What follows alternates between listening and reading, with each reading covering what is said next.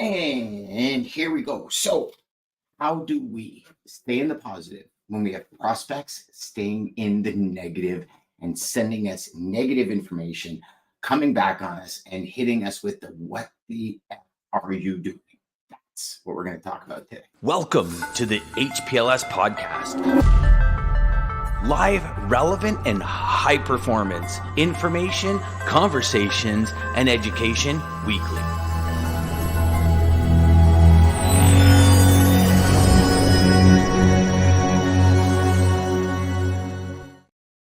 All right, my friends. So this all spans from a couple of things that happened to me last week. So as you know, last week was Easter weekend, so it was a short week. And always on short weeks, I don't know about you, but I try my hardest to double and triple my output in order to make up for the day I've lost. Now, I know some people might say, oh, you know what, Dan, I don't want to worry about it. For me, it's essential. So like I was working and sending emails till 6, 7 o'clock at night, most nights. Sending emails at 11 o'clock, 10:30, just before I was getting ready for bed and that kind of stuff. And it's interesting. So last week, more than any other week, and I noticed this to be about touch point 9. So it was between 7 and 9 was the touch points. And I started getting back a lot of replies from people that were saying, and this was the biggest one. So out of the couple of dozen that I got back, I was actually very shocked, and maybe some of you feel the same way. So I'm soliciting CEOs, vice presidents of sales, people that have been in sales before, right? And the common reply that I got was, you know what, Dan, I haven't replied to you up until now. So what would make you think I'm interested? And full transparency, I was kind of taken back. And in my head, I'm sitting there going, what do you talk? Because I'm so passionate about what I do. I'm so passionate about my product, about my service, about what it can do for people. And I'm the same way in logistics. Like I honestly took me, gosh, probably close to 5 years to really figure out and come to grips with some people are not going to want to deal with me. I mean, we all know it. We all say it. But it's just one of these where I just couldn't understand, to the point where I've had my VP standing beside me and we're getting ready to go out to a meeting or something. And I'm on a sales call and I hang up and I stop and I go, no, hold on just a second. And I call the prospect back. Because I'm like, okay, I don't understand what's going on. You don't want to work with me, but I will give you everything you ever need in order to get done what you need to get done. Like I will move mountains, I will do everything, and nobody will do what I do. And I'm sure we all think the same thing about our service. So for me, that part of sales was probably one of the hardest parts to overcome, because let's face it, the more and more sales we do, the more and more quote unquote negative people we meet. But then I start looking at that word negative people and saying, is this individual in every part of their life that person that clears a room when they walk in? Or is it the person that lights up a room when they walk in? And we don't know these people, right? Like, call a spade a spade. We don't know who we're soliciting. We hope to develop a relationship with them if, and hopefully you're of this opinion too, if they meet your ideal client profile, if you work well with them, if there's a mutual beneficial piece that can fit into the puzzle, if they believe it's a two-way street. So there's a lot of ifs. And I have no idea if any of these people will actually be really good prospects. That's hence the reason, you're prospecting to see who's going to fit into on your bus, if you will. And one individual got back to me because in my last email, so I typically do 7 to 12 emails, and then I kind of say, you know what, leave it for a quarter and then I'll get back to them. And very interesting, because the individuals that communicated back to me, one in particular was like, I don't know what you're not getting. I didn't reply back to you. And so here's the thing. The reply was like 4 or 5 paragraphs. So this is something this individual thought. Okay. This wasn't a go fly a kite, because I even say in one of my emails towards my last emails, I typically add a sentence like, you haven't said yes or go fly a kite. So I'm really unclear if this is let me see if this person continues to solicit. And let me reverse for a bit. And I apologize for jumping. It's just I want to get so much in such a little period of time. So for me, I always operate under the assumption that people manage inbound cold calls and emails the way I do. And sometimes it's probably detrimental. Some of you might say it is, but I only have my perspective, right? And that's all you have. You have your own perspective. Now, your perspective changes based on things that happen, but we only have our own perspective. So mine is, if you're soliciting me, which I enjoy people soliciting me because I'm in sales. So I like to see how their approach is. But I will usually never reply back to you until about the 6th or 7th email. Why do I do that? I'll typically not answer the phone for the first 6 or 7 calls. I'm very good at seeing phone numbers and saying, okay, I know that person's called me before, or names or whatever.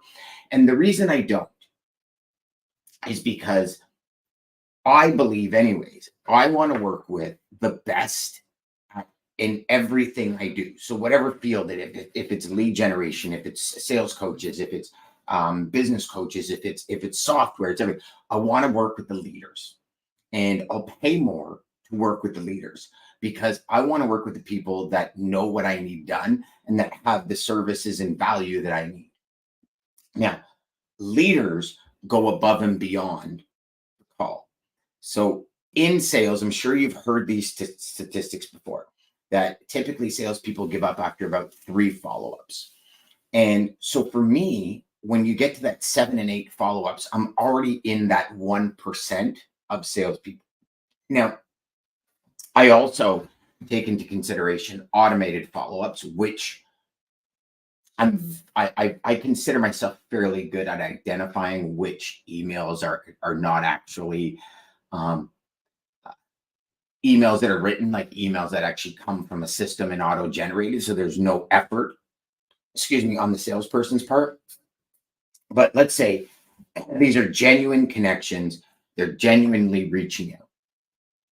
To me, 7, probably minimum, maybe even 9, depending on how much of a need I have for the product. Now, some of you might say, but Dad, what if you need the product today? Well, there's no product we don't need today that we're not searching for on our own, right? So if you're searching specifically for a product, right, you'll do a chat GPT search, you do a Google search, whatever your preferred search engine is, and you'll find it. So typically, if I need that, I've already got it, if that makes sense, right? So, and I'm sure you're the same way. Like if you need a course on sales training, you'll go out and find one on sales training. You won't just wait until arbitrarily somebody solicits you about sales training and you're like, oh my God, I need it now. It's not typically the way it works. So what I do is I stop and I say, okay, that's 1, that's 2, that's 3, that's 4, that's 5, that's 6, that's 7. And then I'll say, you know what? Yes, I'm interested in seeing it, because already I've eliminated the people that I know are going to be really interested in me when I'm a prospect. But as soon as I'm a customer, it's like I disappear.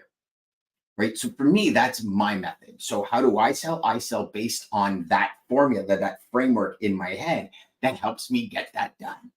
Right. So it's the same way I approach it with my prospects. Is I don't expect a reply. The only time I expect a reply on 1, 2, or even 3 emails or 3 connections is when it's a hard F off no. Right. That's the only time I expect a reply.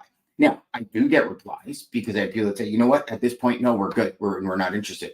Because I ask them, hey, just reply back with a 1 if you're not interested, reply back with a 2 if you're interested, or reply back with a 3 if you want to see a picture of my puppies. It's a little strategy Ryan came up with last week that I'm trying out. But so from that perspective, right, I look at it, and when I got this email, and that was kind of a long-winded story to get back to the point, but when I got this email, I was intrigued because the history and research I've done in this individual, he was in sales, he knows what sales is, and so I replied back. And some people would say, Dan, oh, come on, you didn't, but I did, because I said, here's the reality, guys. Like, you're in sales, I'm in sales. I'm simply asking if you're interested in this. The amount of effort, and this was my reply back, the amount of effort you put into that reply email could have been taken care of ages ago, just replying back saying not interested in it.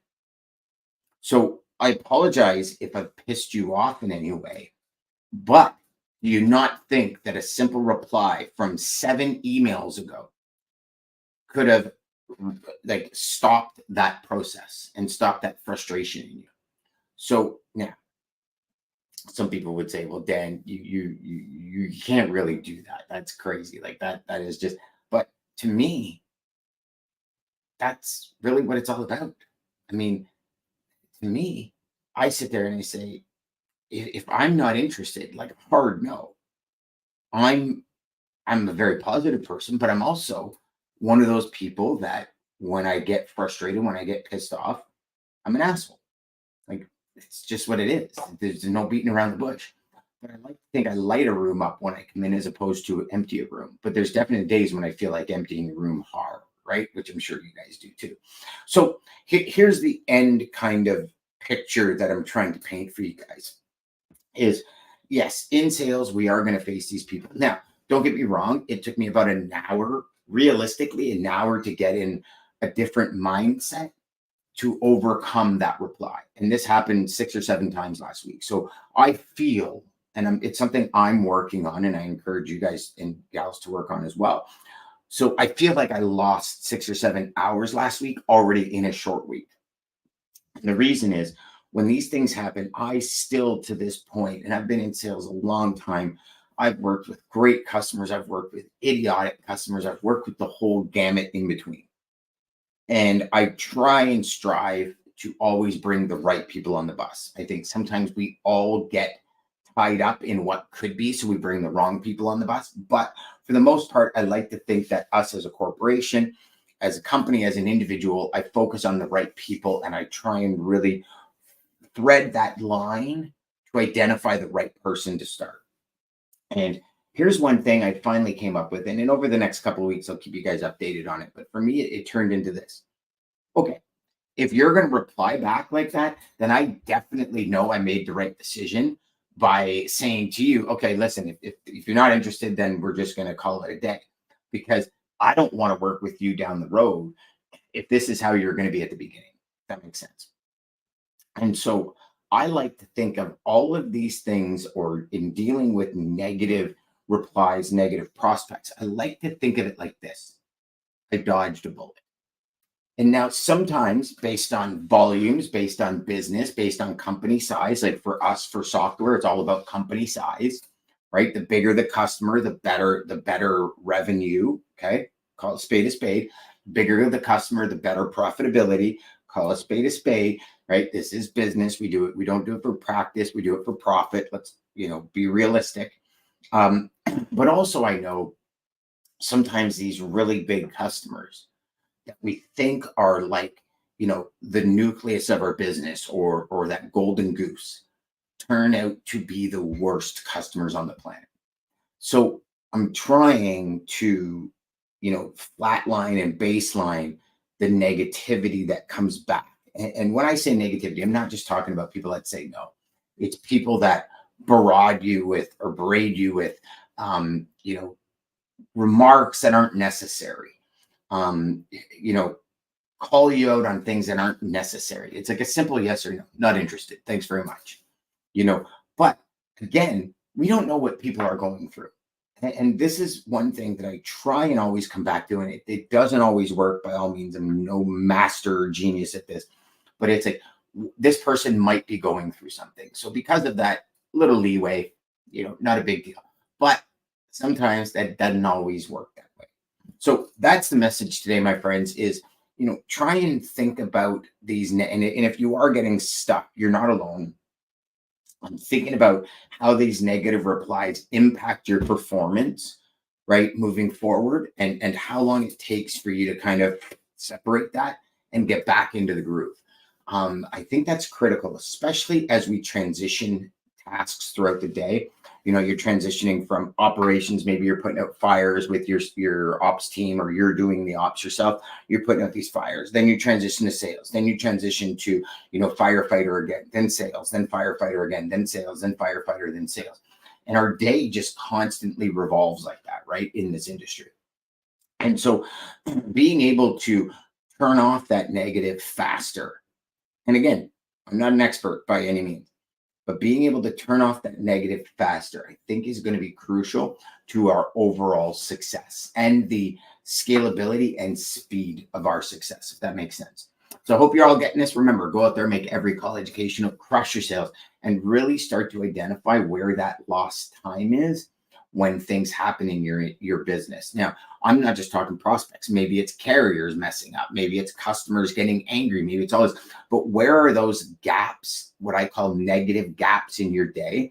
And these negative gaps are the times that take your time away when you could be doing really needle moving tasks. So that's the mission, is how do you shrink that timeline, or how do you get over it in seconds as opposed to minutes, or in minutes as opposed to an hour, right? And just making that incrementally better as you move throughout your business and your day, I think is really going to serve everybody at the highest level. Until next time, my friends, I said it again, I'll say it again. Go out there, make every call educational, and crush your sales. We'll see you next time. Take care.